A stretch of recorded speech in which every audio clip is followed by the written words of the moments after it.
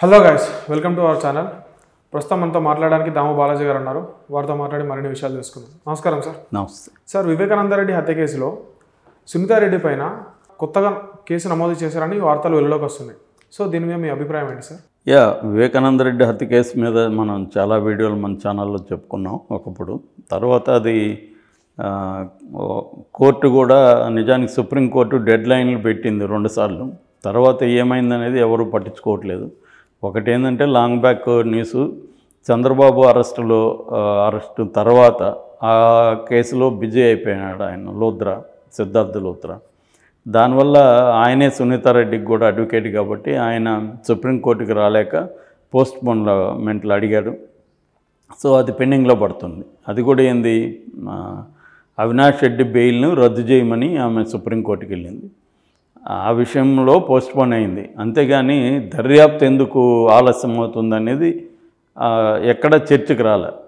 ఎప్పుడైతే చంద్రబాబు అరెస్టు జరిగిందో మొత్తం డైవర్షన్ అంతా, మీడియా డైవర్షన్ అంతా ఇటువైపు వచ్చేసింది. అంతకుముందు ఏంటంటే అవినాష్ రెడ్డి దోషి లేకపోతే నిర్దోషి, దీని మీదే చర్చలు జరుగుతూ ఉండేది. తెలుగుదేశం మీడియా దాన్ని విపరీతంగా ప్రచారంలోకి తీసుకొచ్చింది. దాని తర్వాత తెలుగుదేశం మీడియా కూడా దాన్ని పక్కన పెట్టేసి వచ్చింది. ఆ రకంగా జగన్ డైవర్ట్ చేయడంలో సక్సెస్ అయినాడని చెప్పుకోవచ్చు. ఆ కేసు నుంచి మీడియాని, జనాల్ని డైవర్ట్ చేయగలిగారు. ఇంతకాలం ఆలస్యమైనా కూడా అది ఎప్పుడో ఏప్రిల్ 31 డెడ్ లైన్ ఇచ్చింది. మళ్ళీ జూన్ అనింది. జూన్ పోయింది. ఇవాళ ఈ ఇయర్ కూడా ఎండ్ అయిపోతుంది. సో ఎప్పుడు 2019లో జరిగిన హత్య 2023 దాటిపోయి 24 వస్తుంది. ఇంకా కూడా దానికి ఒక కన్క్లూజన్ అనేది ఇవ్వలేదు కోర్టులు. అంటే మనం కోర్టుల్ని కూడా నిందించలేము. ఎందుకంటే వాళ్ళు ఏం చెప్తుంటారంటే ఆల్రెడీ సుప్రీంకోర్టులోనే 55,000 కేసులు పెండింగ్లో ఉన్నాయి, మొత్తంగా 5 కోట్ల పైన కోర్టుల్లో పెండింగ్లో ఉన్నాయి కేసులు అనేది వాళ్ళు చెప్తారు. కానీ కొన్ని కేసులు చాలా స్పీడ్గా కదులుతున్నట్టు అనిపిస్తుంది. కొన్ని కేసులేమో అసలు కథలు సంవత్సరాల తరబడి జరుగుతుంటాయి. సో ఇది కూడా అదే జరుగుతుంది. అయితే దీంట్లో అప్పుడప్పుడు చిన్న చిన్న ట్విస్టులు, చిన్న చిన్న మలుపులు కనిపిస్తున్నాయి. లేటెస్ట్గా మనం చాలాసార్లు చెప్పుకున్నాము, దస్తగిరి అప్పుడప్పుడు ట్విస్టులు ఇస్తుంటాడు. ఈ ఓవరాల్ కేసులో ఇప్పటి వరకు 8 మంది అక్యూజ్డ్గా ఉన్నారు. నెంబర్ 1 A1 ఎర్రగంగిరెడ్డి, సునీల్ యాదవ్, ఉమాశంకర్ రెడ్డి, దస్తగిరి, దేవిరెడ్డి సుబ్రహ్మణ్యం రెడ్డి, గజ్జల ఉదయ్ కుమార్ రెడ్డి, వైఎస్ భాస్కర్ రెడ్డి, వైఎస్ అవినాష్ రెడ్డి. వీళ్ళు 8 మంది దీంట్లో ఉన్నారు. వీళ్ళల్లో భాస్కర్ రెడ్డికి బెయిల్ వచ్చింది. ఆయన మళ్ళీ బెయిల్ రద్దు అయిపోయి ఆయన వెళ్ళాలి, కానీ ఆయన పిటిషన్లు వేసుకుంటూ ఉన్నాడు. ఇక అవినాష్ రెడ్డి బయటే ఉన్నాడు. మిగతా 6 మంది మాత్రం 6 మందిలో 5 మంది జైల్లో ఉన్నారు. దస్తగిరి ఒకడు బయట ఉన్నారు. మరి 5 మంది నేరం చేశారా లేదా ఇప్పటివరకు ప్రూవ్ కాలేదు. దస్తగిరి చెప్పాడు, కోర్టుల్లో నడుస్తుంది. ట్రయల్లో ప్రూవ్ అయ్యే వరకు కూడా ఎవరైనా కూడా నిర్దోషులు అనేది చట్టం చెప్తుంది. సో మరి 5 మంది సంవత్సరాల తరబడి జైల్లో ఉన్నారు. ఆ కేసులో కూడా నేను చాలాసార్లు చెప్పాను, దాదాపు 70% ఖైదీలు రిమాండ్ ప్రిజనర్స్, అంటే ముద్దాయిలు. వాళ్ళు నేరం నిరూపించబడిన వాళ్ళు కాదు. మన న్యాయ వ్యవస్థ లేకపోతే క్రిమినల్ జస్టిస్ సిస్టమ్ అంటారు ఓవరాల్గా. ఈ వ్యవస్థలో ప్రధానంగా బలవుతుండేది ఎవరంటే మార్జినలైజ్డ్ సెక్షన్స్, డబ్బులు ఖర్చు పెట్టుకోలేని వాళ్ళు, కోర్టులలో న్యాయాన్ని కొనుక్కోలేని వాళ్ళు, అంటే పెద్ద పెద్ద అడ్వకేట్స్ని పెట్టుకొని తమ తరపున వాదింపజేసే విధంగా చేయలేని వాళ్ళు జైళ్ళల్లోనే ఉంటారు. మొన్ననే ఒక జైలు నుంచి వచ్చిన ఒక మిత్రుడు చెప్తున్నాడు, జైళ్ళల్లో డబ్బులు పెట్టిన వాళ్ళ కోసం గవర్నమెంటే ప్లేటర్లను పెడుతుంది. ఆ ప్లేటర్లేమో వీళ్ళ కేసులను పట్టించుకోరు. వీళ్ళేమో ఎవరైనా సొంతంగా నేను ఫ్రీగా నీ తరపున వాదిస్తానని వస్తే ఇతను ఇవ్వడు, కేసు ఇవ్వడు ఈ గవర్నమెంట్ ప్లేటర్. ఎందుకంటే ఇతనికి బ్యాడ్ రిమార్క్ వస్తుంది, డబ్బులు కూడా రావని ఇతనికి ఇవ్వడు.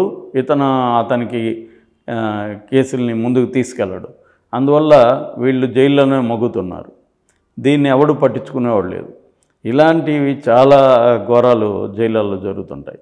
సో అలాగా ఈ కేసులో కూడా వీళ్ళందరూ జైల్లో ఉన్నారు. అయితే అప్పుడప్పుడు మనకి దస్తగిరి ట్విస్ట్లు అవి చిన్న చిన్న డ్రామా చేస్తుంటాడు. ఈ మధ్య కూడా అతను కొంత డ్రామా చేశాడు. ఒక లవ్ మ్యారేజ్ విషయంలో కిడ్నాప్ చేసి తీసుకురావడం అమ్మాయిని, దాని మీద కేసు అయింది. దాని మీద అరెస్ట్ చేసి అతన్ని జైల్లో పెట్టారు. అయితే కొత్తగా ఇప్పుడు వినబడేది ఏంటంటే వైఎస్ సునీతారెడ్డి వాళ్ళ హస్బెండ్ నర్రెడ్డి రాజశేఖర రెడ్డి వీళ్ళిద్దరి మీద పులివెందుల్లో పోలీస్ స్టేషన్లో కేసు నమోదైంది. ఆ మధ్యనే మనం కూడా చెప్పుకున్నాము, వీళ్ళిద్దరూ కలిసి వెళ్ళి కడప ఎస్పీని కూడా కలిసి వచ్చారు. కలిసి ఈ కేసుని ముఖ్యంగా దస్తగిరిని సపోర్టివ్గా వెళ్ళారు వీళ్ళు. దస్తగిరి, నేను ఇందాక చెప్పిన కేసులో దస్తగిరి అరెస్ట్ అయ్యాడు.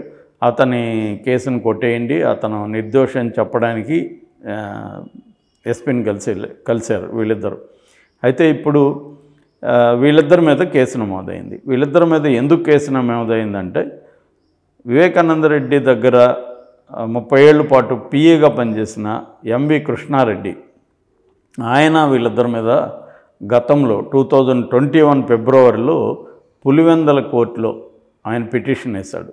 ఆయన వీళ్ళిద్దరి మీద కాకుండా అప్పటి సిబిఐ ఎస్పీ రామ్ సింగ్ మీద కూడా కేసు వేశాడు. రామ్ సింగ్ నన్ను బెదిరించాడు, వీళ్ళిద్దరూ చెప్పినట్టు నువ్వు నడుచుకోమన్నాడు అనేది ఆయన వేశాడు. రెండవది వీళ్ళిద్దరి మీద ఎందుకు వేశాడంటే వీళ్ళిద్దరూ కూడా బెదిరించి నువ్వు రామ్ సింగ్ ఏం చెప్తే అది చెయ్యి అని చెప్పాడు. రామ్ సింగ్ ఏం చెప్పాడు, ఇతన్ని అప్రూవర్గా మారిపోమన్నాడు. అప్రూవర్గా మారిపోయి తాము ఎవరైతే నేరస్తులని చెప్తారో వాళ్ళ పేర్లే నువ్వు చెప్పు, వాళ్ళే చేశారని చెప్పు. అంటే అవినాష్ రెడ్డి వాళ్ళ నాన్న, ఈ టీం అయితే ఇందాక నేను చదివిన పేర్లు ఉన్నాయి, వీళ్ళు నేరస్తులని చెప్పమని ఇతని మీద ప్రెజర్ పెట్టారని అతను గతంలో కూడా టీవీ ఛానల్తో కూడా దాదాపు 1 hours 2 hours కూడా మాట్లాడాడు ఎంఏ కృష్ణారెడ్డి గతంలో కూడా. ఎందుకంటే ఒకప్పుడు ఆయనని గైడ్ చేసింది నర్రెడ్డి రాజశేఖర రెడ్డి వీళ్ళే అనమాట. వీళ్ళే ఆయన్ని గైడ్ చేశారు అక్కడ పనిచేస్తున్నప్పుడు. దాని తర్వాత చనిపోగానే ఆయన కేసు పెట్టింది కూడా ఆయనే, పోలీస్ స్టేషన్లో కంప్లైంట్ ఇచ్చింది కూడా ఈ కృష్ణారెడ్డి. అది కూడా ఒకటి సుప్రీంకోర్టులో నడుస్తూ ఉంది. అంటే కృష్ణారెడ్డి విక్టిమా విట్నెస్సా? ఈయన కంప్లైంట్ ఇచ్చాడు కాబట్టి విక్టిమ్ అని ఈయన వాదిస్తున్నాడు. లేదు, అతను యాక్చువల్గా ముద్దాయి, అతను అక్యూజ్డ్ అని ఆమె సునీతారెడ్డి కోర్టులో వాదిస్తుంది. అది కూడా ఇంకా తేలలేదు. సో ఇదేంటంటే ఇది అనేక చిక్కుముళ్లతో కూడుకున్న కేసు ఈ వివేకానంద రెడ్డి హత్య కేసు. ఎందుకంటే ఒకప్పుడు ఇదే సునీతారెడ్డి, చంద్రబాబు, బీటెక్ రవి వీళ్ళు కలిసి చంపించారు, ఆదినారాయణ రెడ్డి వీళ్ళు కలిసి అనేది ఆమె టీవీ ఛానల్తో మాట్లాడింది, మీడియాతో అంతా కూడా చెప్పింది. తర్వాత ఆమె కారణాలు ఏవైనప్పటికీ ఆమె యూటర్న్ తీసుకుంది. జగన్ కుటుంబమే మా నాన్నను చంపింది అనేది ఆమె ఆరోపిస్తుంది. ప్రధానంగా అవినాష్ రెడ్డి దోషి అనేది ఆమె చెప్తుంది. దానికి సంబంధించి ఆమె మీడియాలో చెప్తుంది, కోర్టుల్లో కూడా ఆమె పోరాడుతోంది. బట్ అది ముందుకి వెనక్కి వెళ్లకుండా డిఫరెంట్ అంశాలు అప్పుడప్పుడు వెలుగులోకి వస్తున్నాయి. వీళ్ళని అప్పుడప్పుడు జైలు నుంచి బయటికి తీసుకొచ్చి కోర్టుకి, సిబిఐ కోర్టుకి ప్రొడ్యూస్ చేస్తున్నారు. అంటే మనం చూస్తే సిబిఐ మీద చాలా అలిగేషన్స్ ఉన్నాయి. త్వరగా కేసుల్ని పరిష్కరించరు, నాంచుతూ ఉంటారు. ప్రభుత్వం ఎవరి మీదైతే ఎవరినైతే ఇబ్బంది పెట్టాలనుకుంటుందో ప్రతిపక్షాలని, వాళ్ళ మీదనే కేసులు పెడతారు అనేది సిబిఐ మీద ఉన్న ప్రధాన ఆరోపణ. ఇవి మనం చూస్తే తెలుగు రాష్ట్రాల వరకు చూస్తే జగన్ కేసు దాదాపు 11 కేసులు ఉన్నాయి జగన్ మీద. సిబిఐది, ఈడీది ఒక 7 కేసులు ఉన్నాయి. 10 ఏళ్ళుగా ముందుకు పోలా వెనక్కి పోలా. అతను నిర్దోషని తేల్చలేదు, అతను దోషని తేల్చలేదు. అలాగా గాల్లో కత్తుల్లాగా అతని మీద కేసులు వెళ్లాడుతూ ఉన్నాయి. పోనీ దోషన్నా ఒక క్లారిటీ వస్తుంది, లేదో నిర్దోషన్నా ఒక క్లారిటీ వస్తుంది. అవి రాకుండా అతన్ని కంట్రోల్లో పెట్టుకోవడం కోసం బీజేపీ ప్రభుత్వం ఇలా చేస్తుంది అనేది విమర్శలు. ఇక రెండవ పెద్ద కేసు ఇదే అనమాట. ఇది 2019లో జరిగితే ఇప్పటి వరకు దీనికి కూడా అతిగతి లేని పరిస్థితి ఉంది. రీసెంట్గా ఇప్పుడు మీరు వీళ్ళ మీద ఈయన పులివెందుల కోర్టులో 2021లో పిటిషన్ వేస్తే ఇప్పుడు పులివెందుల కోర్టు పులివెందుల పోలీస్ స్టేషన్కి ఆదేశం ఇచ్చింది, వీళ్ళ మీద కేసులు పెట్టండి వీళ్ళిద్దరి మీద అని. వీళ్ళిద్దరి మీద రామ్ సింగ్ మీద కేసులు పెట్టారు. ఇవేం జరగవు ఈ కేసులు, ఊరికే వీళ్ళు ఎప్పుడైనా పిలిస్తే పోయి రావాలి తప్ప అవేమీ అది లాజికల్ ఎండ్ ఏమీ ఉండదు.